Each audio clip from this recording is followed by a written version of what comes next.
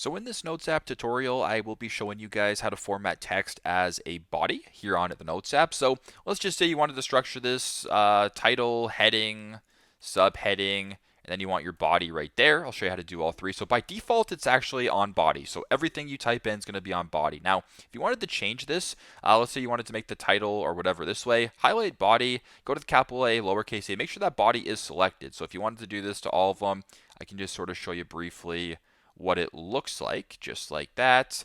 There you go. Now, if you wanted to make this larger or smaller, so as you can tell, you can take away this, do whatever. But this is your body text. So everything you type in, hello, this is body, is just like that. Now, if you want to customize it even further, go to the top left, press format, and then there's a bunch of different options right here. So if you wanted to maybe change the font, you can make it larger, smaller. So if you wanted to maybe make your body a little bit larger or smaller, you can do that as well. You can change the font that it's on.